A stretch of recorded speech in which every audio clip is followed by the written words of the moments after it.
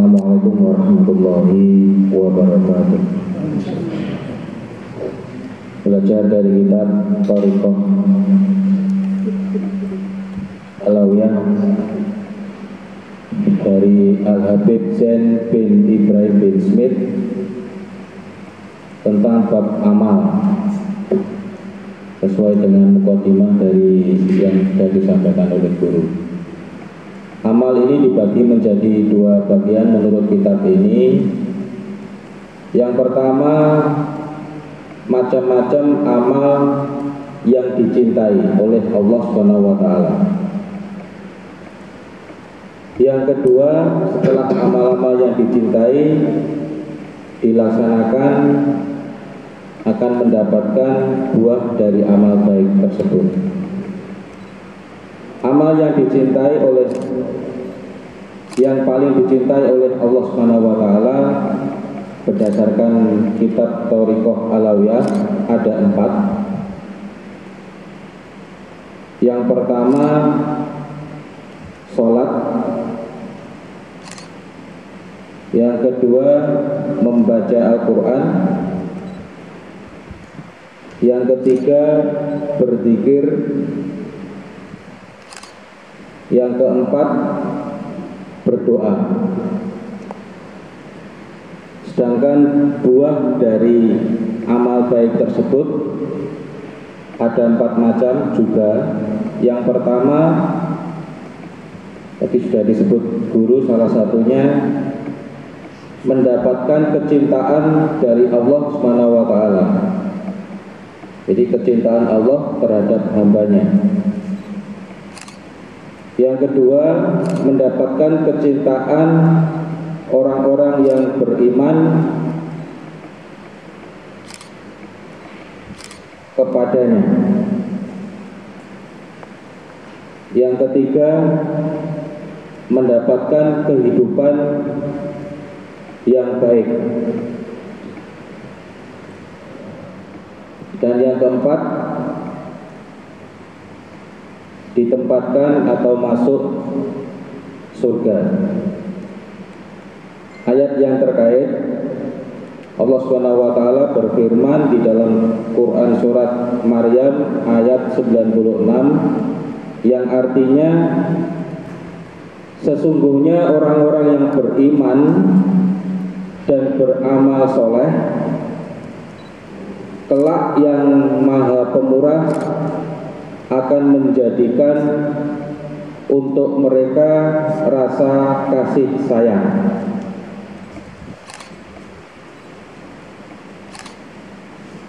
Ayat yang kedua dari Quran surat An-Nahl ayat 97, Allah Subhanahu wa taala berfirman, barang siapa yang mengerjakan amal soleh, baik laki-laki maupun perempuan, dalam keadaan beriman, maka sesungguhnya akan kami berikan kepadanya kehidupan yang baik, dan sesungguhnya akan kami berikan balasan kepada mereka dengan pahala yang lebih baik dari apa yang telah mereka kerjakan. Dari dua ayat ini intinya adalah orang yang beriman dan beramal soleh akan mendapatkan rasa kasih sayang. Dan mohon ini guru apa makna dari ayat ini untuk mendapatkan 4 buah amal dan 4 buah yang dicintai oleh Allah Subhanahu wa taala.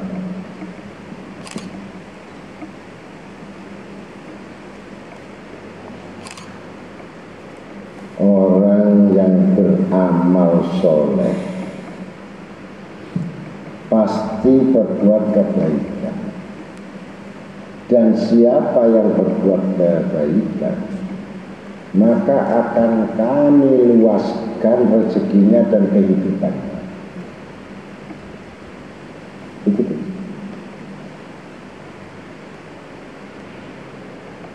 Jadi manusia itu tidak perlu takut pada hal-hal yang sudah menjadi jaminan.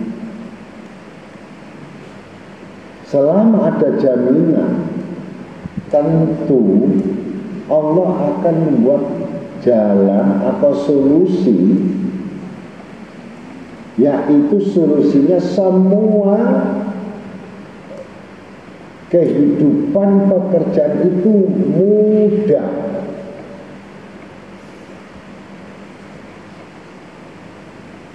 Kalau ada kesempitan dan sesuatu hal masalah bukan dari Allah, bukan dari Allah,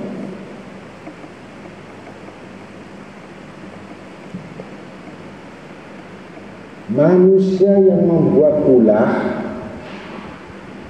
yang dia menerima segala bentuk konsekuensinya perbuatan,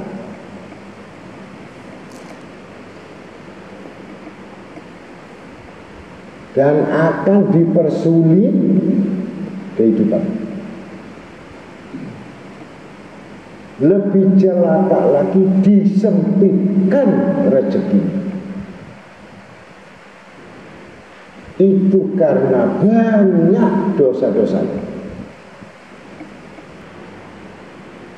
Disadari atau tidak disadari, belum mempunyai amal soleh, belum tercatat orang-orang yang beriman. Maka disitulah tegaknya agama itu sholat, tegaknya pendirian prinsip itu Al-Quran, pedomannya Al-Quran, kuatnya hati, tekadnya hati karena zikir, bentengnya kehidupan adalah doa, perisai kehidupan adalah doa.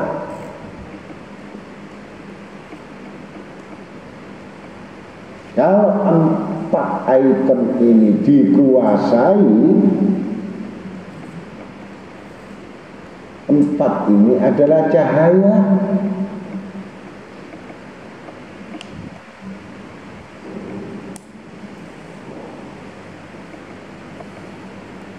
Hidupnya penuh cahaya, perbuatannya cahaya,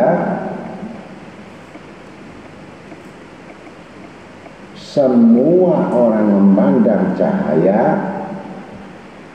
kuburnya pun cahaya.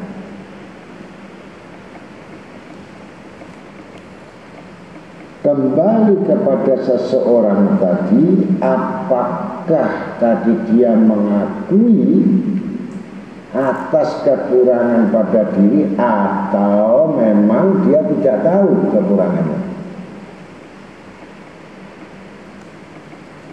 Karena itu bentuk pengikatan diri kepada Allah, pengikatan diri kepada Rasul, kemudian pengikatan hati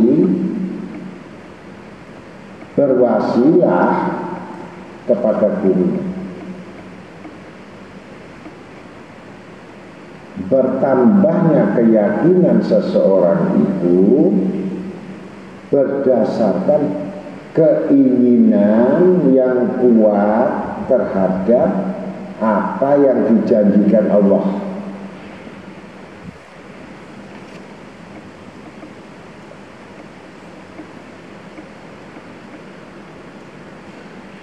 Kalau kamu makin sengsara, makin susah, makin sedih, makin terbelakang, makin rusak, makin jauh, ini tanda-tandanya semua ilmu yang didapatkan itu tidak manfaat,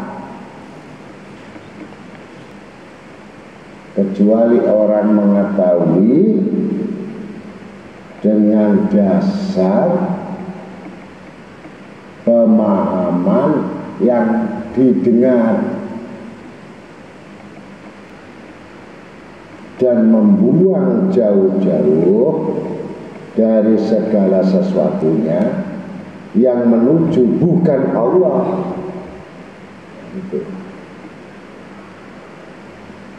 Itu kalau kita mau berangkat. Apalagi orang yang berangkat jauh perjalanannya.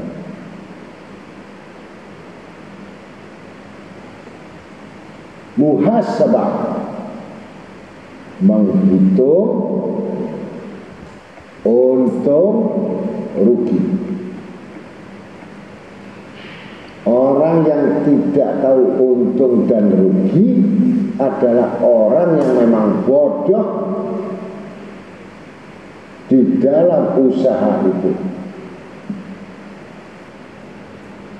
Ada bentuk tercatat yang khusus di langit, ada yang tercatat yang kamu tahu di muka bumi, yang kamu tulis.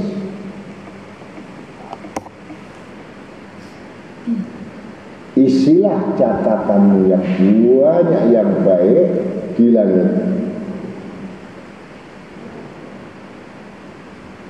Catatan yang di bumi terbatas pada hukum-hukum yang berlaku.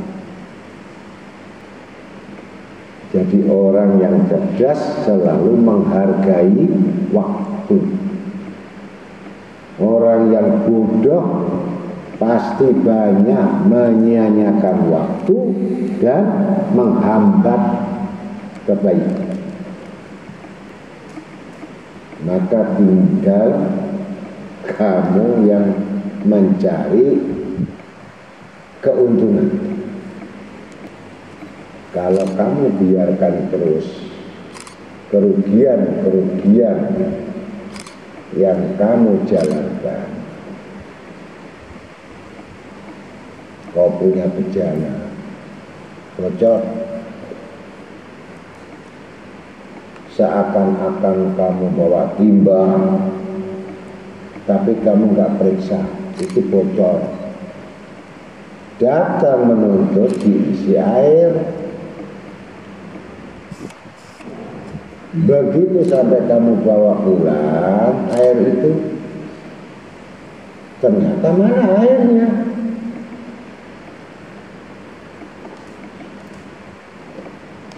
Kebocoran-kebocoran itu disebabkan tidak teliti dan tidak hati-hati.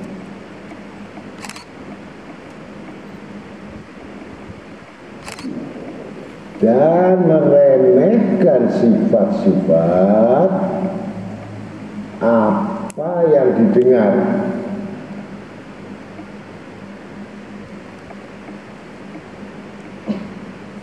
Dan sifatnya ilmu itu tidak bisa dikodok.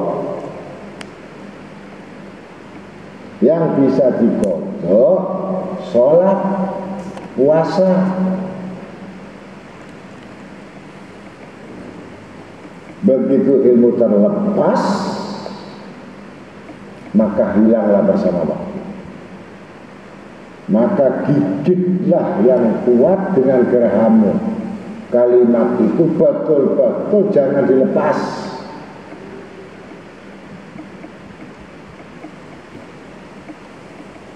Saya akan paham dan mengerti persatu personil, perhati, perakal.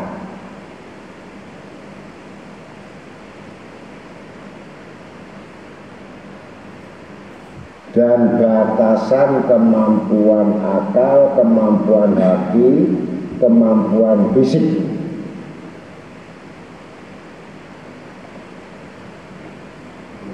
Kau paksakan sesuatu kehendakmu, pasti Allah memberikan ketetapan. Bukan manusia yang membuat ketetapan. Ilmu sebagai imam yang memutuskan, hakim yang tertinggi.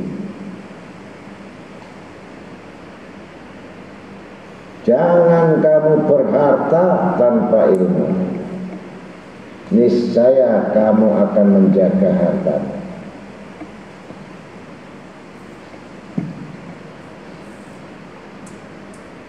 Dengan ilmu maka berharta. Manusia tadi yang dengan ilmu tidak manusianya menjaga harta, ilmu yang mengendalikan, bukan manusia.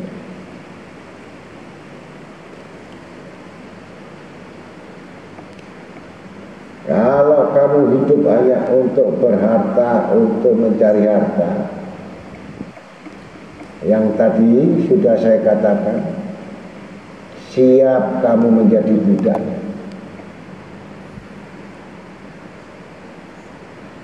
Dan itu sudah risiko. Segala sesuatu yang kita inginkan, kamu siap menjadi budaknya.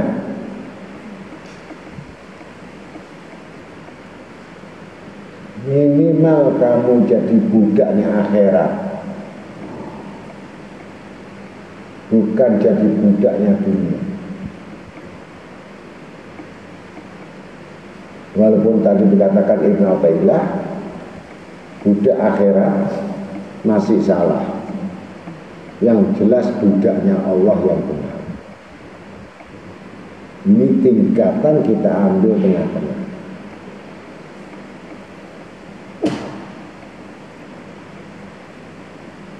Kuncinya, kalau kamu sudah mensucikan diri, zahir maupun batin, kamu akan tahu betapa najisnya dunia ini.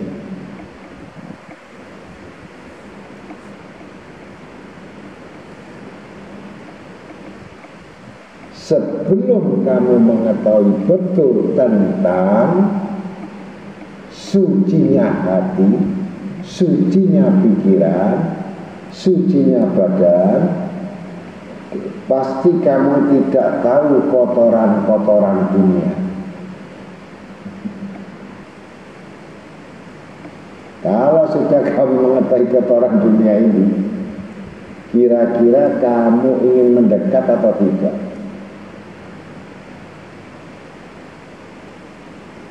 Sepertinya hanya kamu wudhu bersalaman yang bisa membatalkan.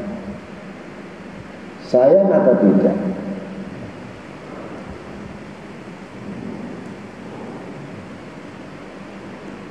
Begitu kalau Allah memelihara seorang hamba, maka akan dijaga. Kalau seseorang itu tidak dipandang dan tidak mendapatkan petunjuk, pasti ini tidak dijaga.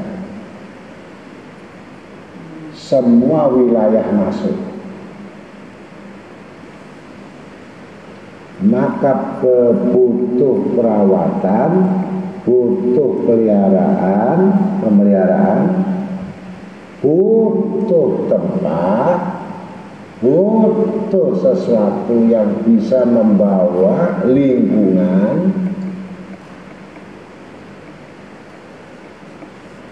pengaruh yang arahnya mengingatkan akhirat.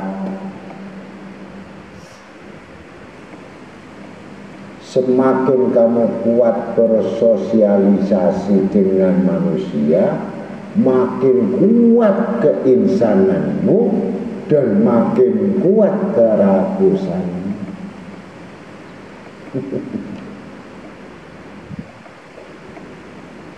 Kalau kamu sedikitkan dengan lingkungan itu, makin kuat ketuhananmu. Itu aja. Jadi mustahil kalau kita selalu hubungan dengan Tuhan itu lebih banyak. pasti dengan masyarakat, lingkungan, keadaan, kondisi itu lebih banyak temperamen, watak, sifat, tabiat itu menyatu dalam otak pribadi kita. Kalau kita tinggalkan dan kita lepaskan, niscaya kontak kita pun akan lebih sering kepada Allah dibandingkan dengan manusia. Maka Allah menyedikitkan urusanmu dan mengetahui urusan dengan Tuhanmu ternyata lebih menguntungkan dibandingkan dengan banyaknya urusan pada manusia. Begitu kira-kira. Maka sedikit pikiran itu lebih banyak bisa konsentrasi pada Tuhanmu daripada orang yang banyak pikiran pasti banyak berhubungan dengan akal dan nafsu. Ya, wassalam. Tidak ketemu. Jadi kuncinya lagi sholat, Quran, zikir, doa. Empat ini bergulir setiap jam, setiap detik, setiap menit, setiap waktu. Empat inilah akan mengalir semua berkompensasinya amal-amal yang baik yang keluar. Amal soleh, sedekahnya, kebaikannya, muncul lidahnya, muncul perbuatannya, semua keadaan ahsan bil khair.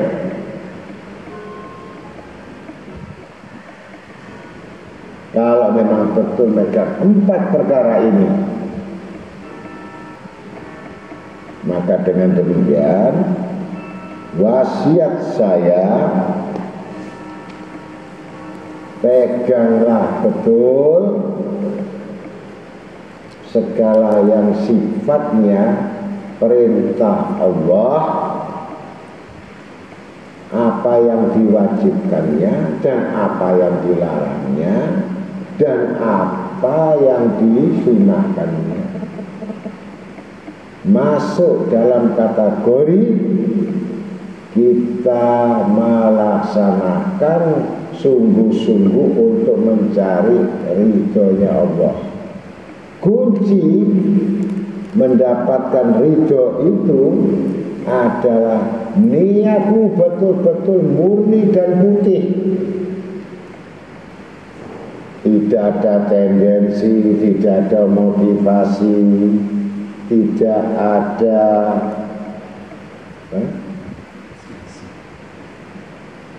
segala macam yang sifatnya pribadi. Enggak. Ilmu bukan pribadi. Ilmu kalamullah, ilmu nurullah,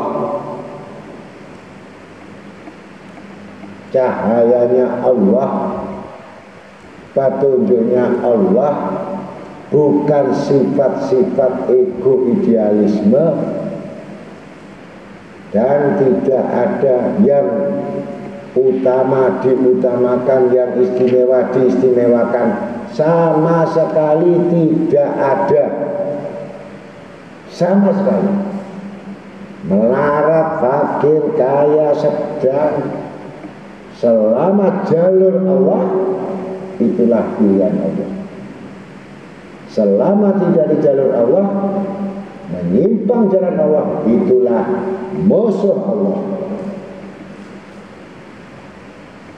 Selama kita ada keterikatan dengan apa-apa yang ada di dalam Al-Quran, niscaya kamu tidak akan menjadi orang yang kekurangan. kondisi apapun,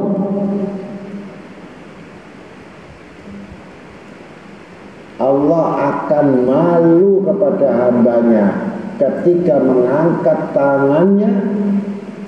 Allah tidak menunaikan hajatnya. Allah malu kepada hambanya yang betul-betul minta. Maka hijrah itu penting. Tinggalkan masa lalumu yang buruk itu. Tinggalkan lembaran yang paling buruk itu. Isilah dengan lembaran yang baik-baik, supaya kamu tidak menyesal 2 kali, 3 kali, yang sampai benar-benar menyesal ketika kamu di kuburan. Ini yang paling bahaya. Selama masih kita di dunia ini, dosa tobat, dosa tobat, dosa tobat 1000 kali sudah. Ini kebodohanku, ini kedolimanku, tetap masih ada pengakuan kepada Tuhanmu. Ini saya, Allah tidak akan membiarkan hamba yang masih mau lidahnya beristighfar.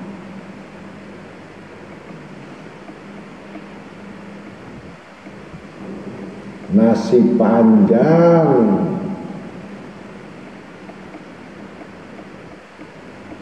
jalan untuk ibadah pada Allah Ta'ala sampai kematian datang kepada kita. Wallahu a'lam bishawab. Wassalamualaikum warahmatullahi wabarakatuh.